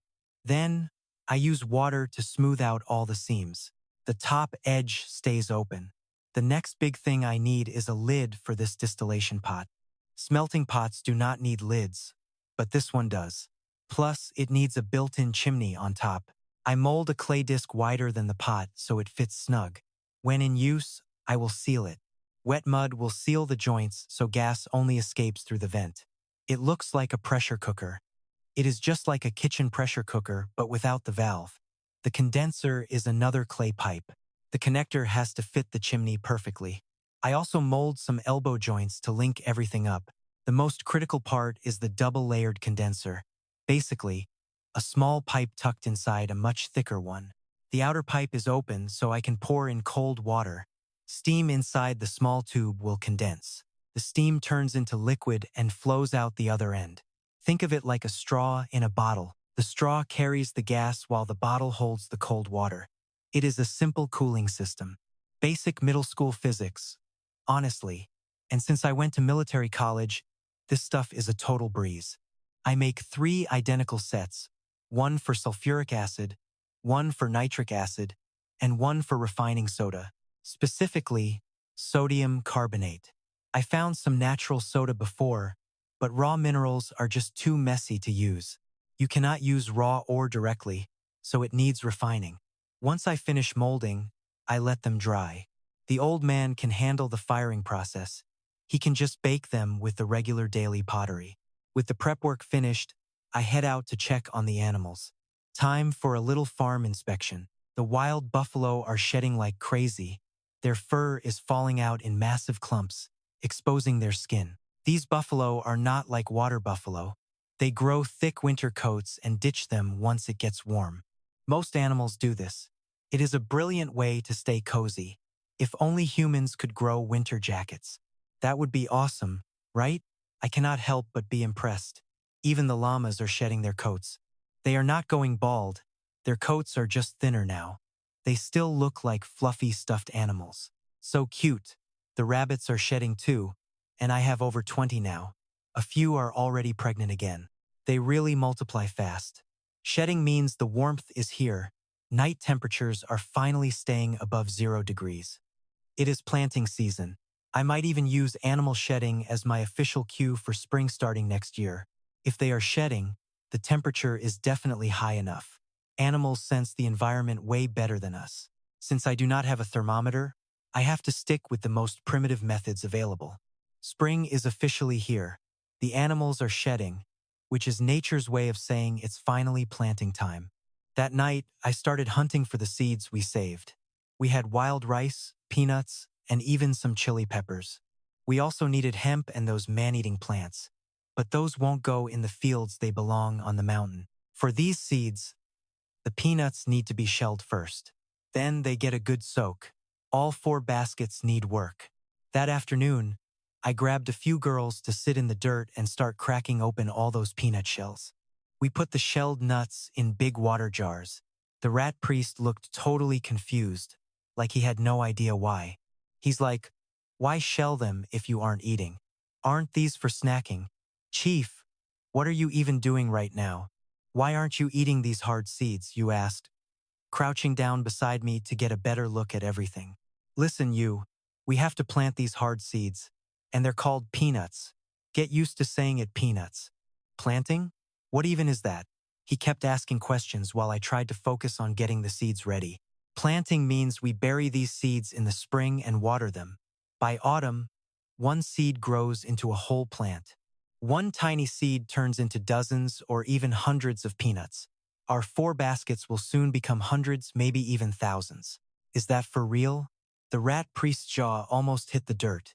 He couldn't wrap his head around the math. "Totally. If we pull this off, these 4 baskets will turn into hundreds of baskets. It is basically a food hack. And we aren't just doing peanuts. Rice is the real prize. It grows faster, tastes better, and gives us more food. Planting 1 tiny rice seed in the spring means getting 10,000 back by the autumn harvest. That's how we feed everyone. 10,000? Chief, how much even is that?" "You was just repeating the numbers," I said like a total newbie. "You know 100, right? Well, 10 times 100 is 1,000. I held up both hands to show him. "So 10,000 is 10 times 1,000, or 100 times 100. I kept my hands up, still explaining. Everyone around us started gulping. "Chief, listen. Planting seems way more important than just hunting. We need to do this." Thuk Dai was nearby, listening in with his ears perked up. He used to be a chief, so he gets it. Former chiefs aren't stupid. He heard me once and immediately understood that farming is a total game changer for the tribe. Having 10,000 times more food is worth any amount of work. And the best part is, it is all real. 1 little rice seed grows into 20 or 40 ears of grain. Each ear is packed with hundreds of new seeds. Each ear has 400 to 600 grains. Even if we're being careful, 25 ears at 500 grains each. That's 12,500 grains. So saying 10,000 times was actually a very conservative way to put it. "Chief, I just remembered. We brought bags of peanuts when we moved. Can we plant those too? Are they good? We aren't short on food right now, so let's just plant the whole lot." You asked me with huge eyes. "Seriously? That's awesome. Go tell your people to sort them out. Only pick the whole ones that aren't broken. They have to be perfect or they won't grow." I was pretty surprised and happy. He said he'd go immediately. You grabbed his walking stick and rushed off to find his old tribesmen. He had to find that peanut stash. What about me? Chief, what do I do? I can help too. Thukdai was worried he'd be left out. You? Go grab some guys and follow me to the fields. We're about to plow some serious ground right now. I had only told them to plow the rice fields before I went mining. The peanut and pepper fields were still untouched. Now that we finally have enough people, we can fill those gaps. Thukdai bolted off to get his crew. Before dark, I marked out 100 acres for peanuts and 36 for peppers, totaling 200 acres of crops. Next morning, Thukdai and his guys were learning how to strap copper plows onto the buffalo. It was intense. A Han woman led the buffalo while Thukdai held the plow. Seeing that copper blade flip the soil was amazing. With 2 buffalo and 4 plows working, we were moving fast. Everyone was hyped to see the progress we made. Early that morning, I soaked 22 kilograms of rice seeds in jars. I tossed out the duds and kept the good seeds. They need to soak for 24 hours. Meanwhile, I started flooding the western field to make a seedling nursery. You can't just throw rice in the ground. It needs a special nursery stage to get the seedlings started. It takes about 20 days for the seeds to sprout and grow leaves. That's what we call the seedling phase. Once the seedlings are big enough, we transplant them into the big fields. Now, as for the peanut seeds, after sorting, peanuts go in. They are stay-put crops, so we sow directly, but the field needs a serious deep plow first. Gotta prep it right so rice, peanuts, and peppers can drop together. Dadai pushed everyone to plow non-stop to hit deadlines. 136 acres. Working sunrise to sunset, clearing junk, leveling dirt. Man and beast didn't catch a single break out there. If an ox quit, the plow didn't. People tired? Swap 'em. Ox gassed? Next one. Those double blades kept ripping through the soil. Everyone's hype for farming was off the charts. In less than 2 days, every inch of mapped-out land was fully turned over. Soil's all fluffy and breathable now, weeds gone. It's prime real estate. The soaked seeds are out and ready for action. Wrapped them in grass, splashed some water, and tucked them near the coal stove. We're talking makeshift incubator for those little sprouts. That iron pyrite's still burning hot, keeping the air just right. Perfect temperature to wake those rice seeds up from their nap. Day 3, we're scattering these sprouted rice babies across the field, then tossing a thin layer of dirt over their heads. Finally, we crack the canal to let the water flow in slow. Peanuts? Those go straight into holes dug right in the dirt. Rows half a meter apart, plants 15 centimeters. The peanut squad's got a bowl in one hand and a pointy wooden spade in the other. That 15-centimeter spade is our MVP. Give the ground a poke, wiggle it for a small hole, and drop the goods in. 2 seeds per hole, then cover and drench 'em. Why 2? Because sometimes one's a dud. It's basically a life insurance policy for crops. Planting 2 guarantees at least 1 survivor. If a hole stays empty, we just transplant a spare from a double sprout hole nearby. Keeps the rows looking sharp. The peppers? Same deal. About the same drill as the peanuts, just with a slightly different spacing. Half a meter between rows, 30 centimeters between plants.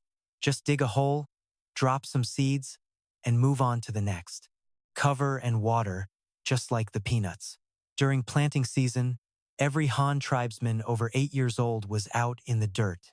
Nearly 200 people grinding, even Luo Song. With a crew that big, you bet we were moving at light speed. 140 acres done in half a day. That's over 1 person per acre. Everyone's tired, but man, we crushed it. Smash that like button for Encatrung. Chapter 93. The Guards. Don't forget to subscribe and save this story, guys. Planting's done. Han tribe's back to the daily grind. Life's orderly again. The lame guy is still cranking out pottery like a pro. Luo Song grabbed some older kids to help the potter out. These new pots aren't just for the new tribe members to use. We need a massive surplus. The Han tribe's gotta keep the trade game strong with all those other neighboring tribes around here. Monkey, Big Mouth, and the Mao brothers are busy smelting copper. They're 12 now, so in this world, they're basically grown men. Luo Song's looking to beef up the copper crew. He's been scouting for new talent to join the forge these past few days. The hunting squad's got copper bows and arrows now. Hunting isn't even a challenge anymore. It's basically like playing on easy mode. If they spot it, it's dead. Simple as that. Sometimes they bring back so much meat they can't even finish it in one day. With the heat kicking in, storage is getting dicey. The hunters had to bench themselves the next day to hang at the village. But a bunch of warriors can't just sit around doing nothing. So Luo Song put them to work on some new side quests.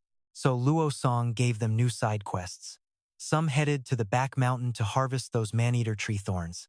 These thorns are strategic supplies. In this early Iron Age, that's basically like stockpiling ammo for a war we're definitely winning. Plus, we're farming the man-eaters now. Once those thorns get carried off by animals, they take root and start growing like crazy. When they hit 3 or 4 centimeters thick, they make the perfect spear shafts. Strong, straight, and ready to poke some things. We've picked the back mountain clean of good saplings. Now we gotta grow our own. Luo Song's got the crew planting thorns. They're sticking them by the river and watering them with fresh blood and fish guts. Trust me, they'll grow fast with that diet. Another crew is busy logging. Trunks for building stuff, dry branches for the fire. Everyone's got a role in this survival game. The rest of the guys are back in the jungle hunting, but their main target isn't big game. They're looking for chickens. Yep, Luo Song wants to level up the tribe's ranching game. Best way to start? Poultry. It's the ultimate survival food source. First, the Han tribe's got 0 birds. Second, we need those feathers for our arrows. It's all about that strategic stockpile, baby. Right now, our arrow production is bottlenecked. It's not the shafts or the metal tips, it's the lack of feathers for the fletching. We can't just go chasing wild chickens every time we need ammo. That's a rookie move. Sustainable farming is the real pro play. Luo Song's been scouting the mountains for birds we can domesticate. He's seen a bunch, like those flightless dodo birds wandering around. They're easy to catch, but taste kind of mid. Still, for cavemen, meat is meat. They aren't exactly picky eaters around here. Besides dodos, we've got partridges and guinea fowl, but there's this one bird that looks like a turkey that Luo Song really wants. These birds are massive. Standing up, they reach right up to your head. That's a lot of drumsticks for the tribe. They can fly, but not high. They just sort of glide. They eat anything, wild greens, berries from the bushes, you name it. Seeds, bugs, it is all on the menu. They lay light blue eggs, size somewhere between a duck egg and a goose egg. La Sun calls them red-tailed silky chickens. It fits perfectly. They have bright red beaks with these fleshy wattles hanging off the sides. Their necks are mostly bald, giving off major vulture vibes. Their bodies are covered in black feathers, but there is a catch. The tail and wing feathers are bright red. They even fan their tails like peacocks, though they are not nearly as big. Just about 20 centimeters long, perfect for fletching arrows. Plus, the meat is delicious, super filling, and there is plenty of it. They are not picky eaters, so farming them is easy. These are the main livestock La Sung wants to raise. To catch them, he had the women weave round nets from bark and weigh them down with small stones. It is like a primitive capture device. Just throw the net when you see one. It makes catching them way easier. Next up was building a new home for them. Lasung picked a spot right next to the rabbit pens. He used bricks, wooden poles, and thatch to build the chicken coops. He built a row of pens with a thick branch fence around them. The fence was tight, but there was no roof. Why no roof? Because once we clip their wings and tails, these birds are not flying anywhere. As for dinner for the birds, for now, it is just wild greens and grass. We only have about 20 birds, so they do not eat that much yet. The kids handle the foraging. They stick to the grassy field west of the tribe where La Suang scattered a ton of seeds. Now, the alfalfa and ryegrass are getting tall. Perfect timing for feeding the chickens and the rabbits. It is looking good. Day 3 after planting, and the elders were already buzzing. Seriously, do old people ever sleep? They were up way too early, chatting away like teenagers.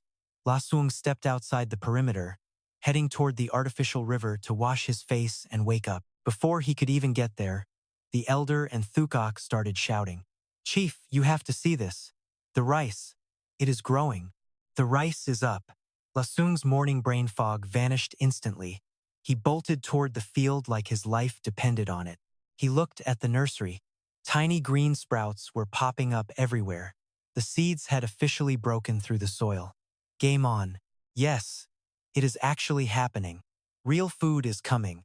Lasung stared at those tiny plants, his voice cracking with pure emotion. Chief, you okay? The elder asked, looking confused because it seemed like Lasung was about to start crying right there. I am fine, just happy. Listen, go tell everyone in the tribe right now. Nobody walks in the field, ever. If anyone steps on these sprouts, they are not eating for a whole day. No excuses. Tell the kids to watch the animals. Keep the livestock and the wolf pups away. Seriously, anyone who messes this up goes hungry. I am not playing around here. This is our future. No food for anyone who ruins it. Lasung took a breath, calmed down, and looked at the elders. Got it. We will announce it at breakfast. The elder nodded. Chief, should we maybe build a fence with some branches? Nah, that is a waste of time and energy. Just make sure everyone knows the rules. My word is law. That works. Lasung waved him off. At breakfast, the word went out. Zero pushback. Everyone knew how precious this food actually was. They would protect it with their lives. Why would they destroy their own future? These people knew what real hunger felt like. Do not sleep on these primitive folks. Their obsession with food is real. Before Lasung took over, they were starving constantly. Things only started getting better recently.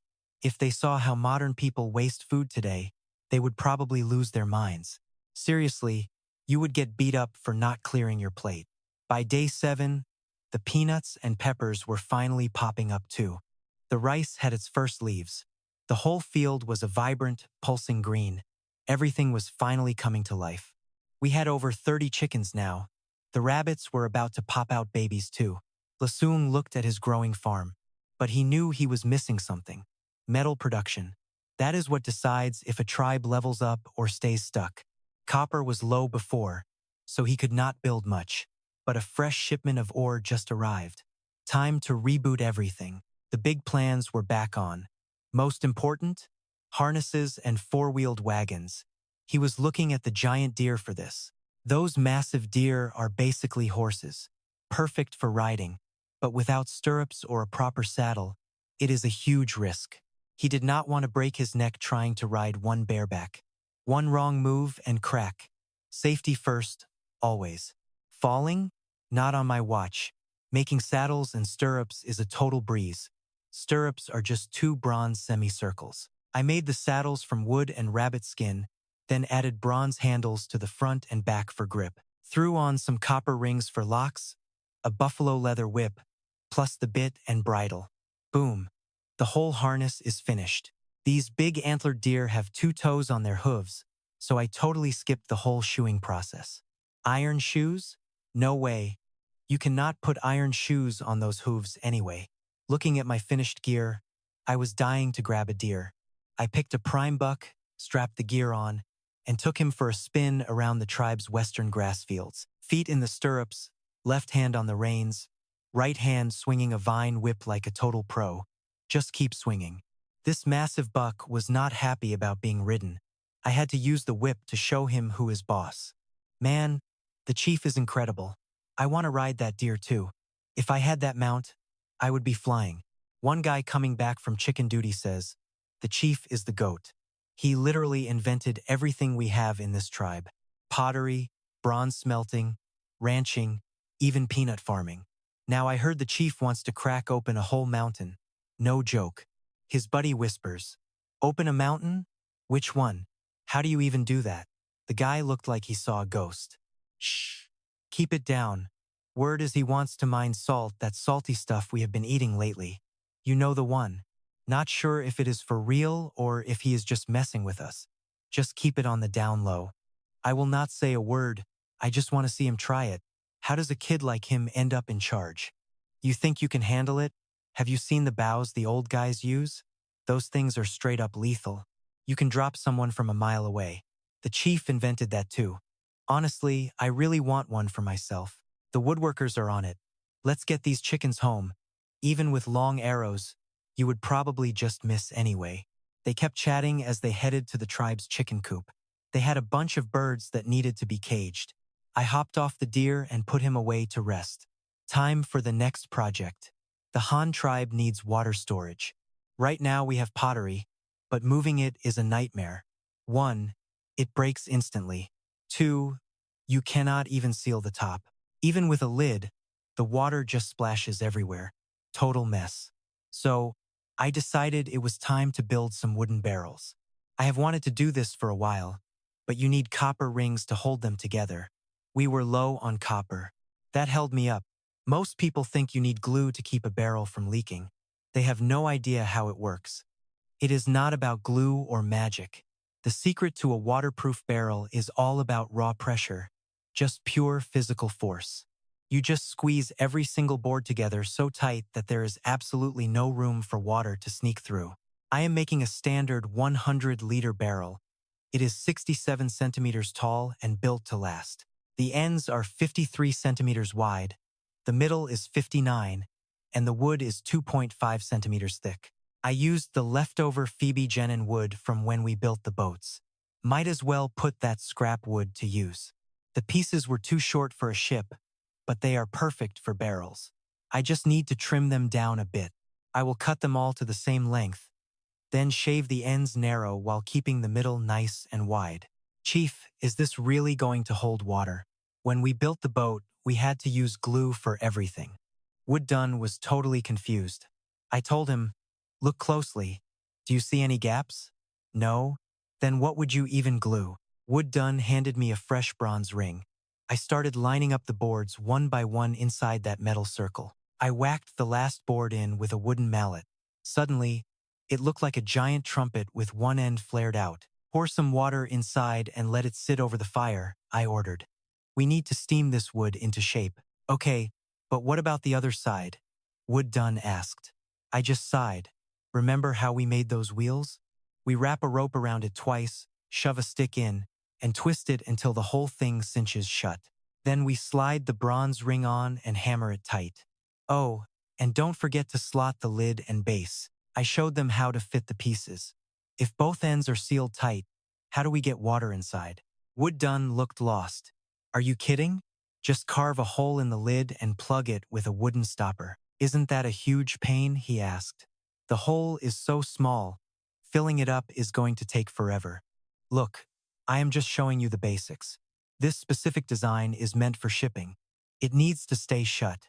If we leave a giant opening, it is no better than pottery. For regular water, we can leave the top off. For stuff we keep at home, you can just leave one end open. It is not rocket science. Plus, we can slap a handle on top for easier hauling. These massive wooden barrels meant for shipping stuff are also crazy heavy when full.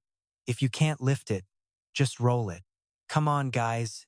Use your brains next time you're building things," he explained while dropping some sick tips. "Oh, right, you could even leave the lid off. Hey, I totally blanked on that idea earlier." Just like that, wooden barrels started popping up all over the Han tribe. Transport bins, daily buckets, man, you name it. All kinds of sizes, some with handles. The whole tribe was swimming in barrels, and every design came from his own head. Since these guys still don't know how to calculate pi, I just give them fixed sizes to work with instead. The elder is totally confused. "Chief, why make so many wooden tubs?" "Look, we use them ourselves or we sell them. We'll trade with other tribes. For carrying water, these wooden tubs are way more practical than pottery. People will definitely want them. But there's copper on them. Didn't you say no trading metal?" The elder is giving me a hard time about the rules. I know. But the copper in those rings is minimal and super soft, useless for weapons or tools. Plus, they're pricey. They're fine for holding the barrels together. I wouldn't trade one for 10 slaves. It's a huge win for us. Who would trade 10 slaves just to strip off those tiny copper rings? If anyone is actually that dumb, I'll gladly take their deal. We win either way. Chapter 95. Prepping for the Big Mountain Blast. With the barrels finished, the next project is the heavy cart. The wheels are the biggest headache of the whole thing. We need 4 wheels, 2 big and 2 small, solid wood only, no knots or cracks, or the whole thing just snaps. I wrote the specs on a wood slab for Don. He said they'd handle it and watch out for weak spots. He checked the numbers with a copper ruler and gave me the nod. Making these wheels is gonna take a while. I don't have time to wait around for them. I'm busy. That pyrite and mud casing has been cooking for days. 10 days in the fire. It's almost done. Time to prep the other components for my big blast. Let's go. Besides nitric acid, the secret sauce is glycerol. That means mixing soda and fat to start the soap-making reaction. It breaks down into soap and glycerol. For the soda, I've only got some natural fragments I gotta refine first. There are 2 ways to refine natural soda ash. One is heating it first. The other way is the total opposite. Without high-tech gear, the second way is a bust. The heat just wrecks the soda and ruins the whole batch. Refining natural soda is a process. Toss the fragments in a dry pan, blast the heat, then crush them up and soak them. Filter the water, boil it down until it's gone, and boom, pure crystals. Now, let's melt down 2 jars of lard. Animal fat is a pain. It turns into jelly when it cools. Not like veggie oil. Unless it's freezing, that stuff stays liquid. Once the lard melts and cools a bit, I dump in the soda, stir it fast with a stick. It gets pasty. I pour the sludge into a square ceramic mold. Let it sit, and the layers start to separate on their own. Solid soap on the bottom, yellow glycerol on top. That's the gold. Problem is, fat only gives up 5% glycerol. After 2 big jars of lard, I've only got 1 head-sized jug. Still can't use it yet. Needs to be concentrated. I set up the distillery, seal the gaps with wet mud, and fire it up. Time to drip feed the progress. The vapor condenses into thick, pure glycerol. I only ended up with 2/3 of a bottle. But hey, it worked. The tribe is scratching their heads.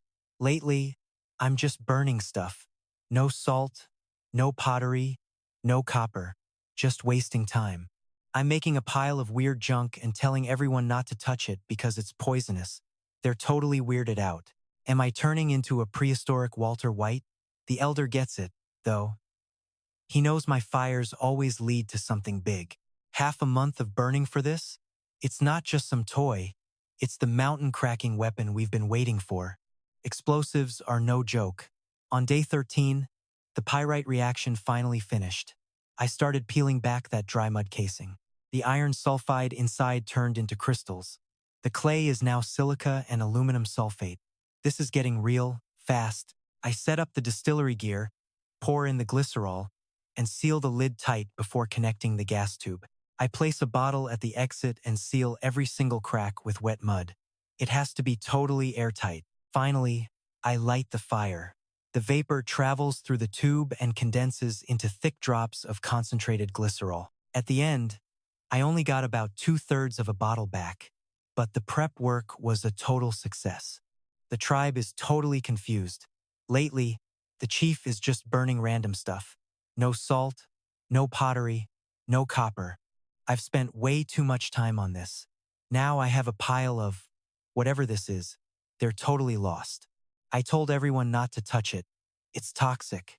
Man, am I really trying to become the prehistoric breaking bad here? The tribe has no clue, but the elder gets it. He knows that every time I burn things, inventions follow.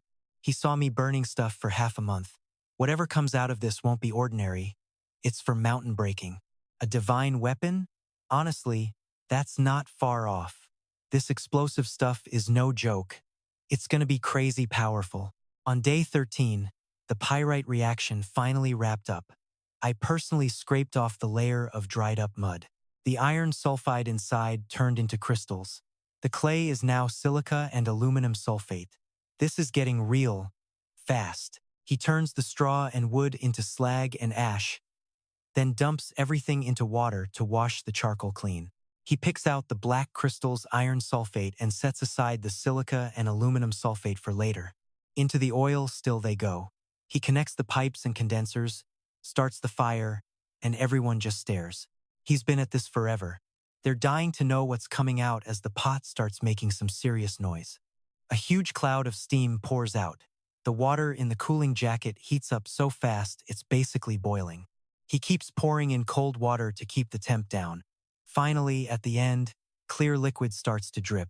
Drop by drop, the clear stuff hits the flask. The crowd is stunned. Is that water leaking from the pipe? Thuvu can't help himself. He reaches out a finger to catch a drop and see what this mystery water is. Don't touch that.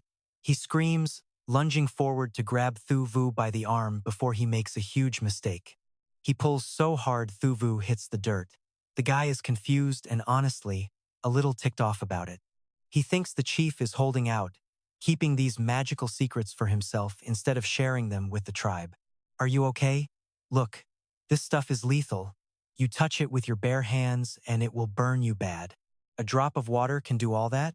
Thuvu is clearly not buying it. He thinks the kid is bluffing.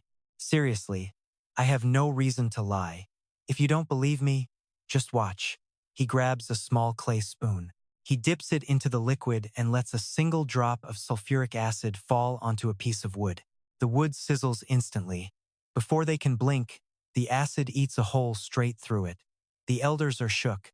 Their eyes are literally popping out of their heads. Like, what the heck? Is that even real? See? If that was your hand, you'd be full of holes too. I'm not being mean. It's just really dangerous. Thuvu gulps, looking totally terrified. If the kid hadn't moved that fast, he'd be in a world of pain. That was a close one. Chief, why is this water so mean? Are you trying to melt the whole mountain? This isn't water, man. It's sulfuric acid, cooked from the ore. And trust me, I'm just getting started here. Sulfuric acid is just one part of the recipe. The real project isn't finished, but we need this base first. Not done yet?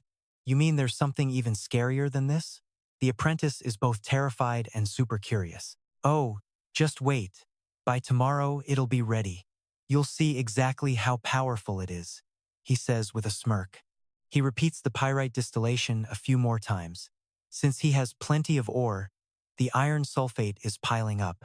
Once the sulfate breaks down, he's left with sulfuric acid and a pile of reddish-brown powder pure iron oxide. He collects the crystals separately. He ends up with 2 big jars of acid and over 100 pounds of iron. That's plenty of iron for tools. Now that he has the sulfuric acid, making nitric acid is going to be easy. He sets up a fresh still. He mixes the refined saltpeter from the women with the sulfuric acid and starts heating.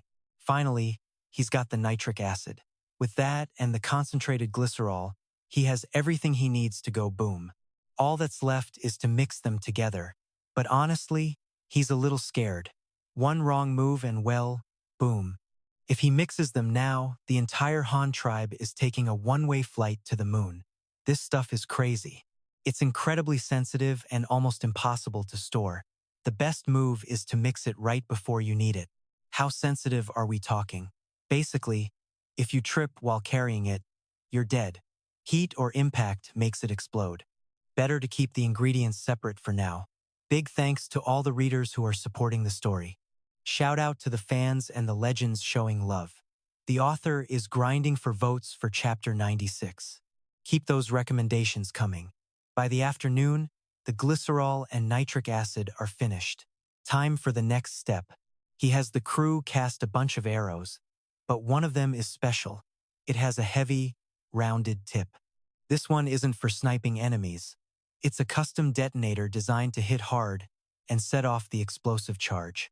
Since the glycerol is so touchy, hitting it with an arrow from a distance is the only safe way to ignite. Next morning, he tells the crew it's time to open up the mountain.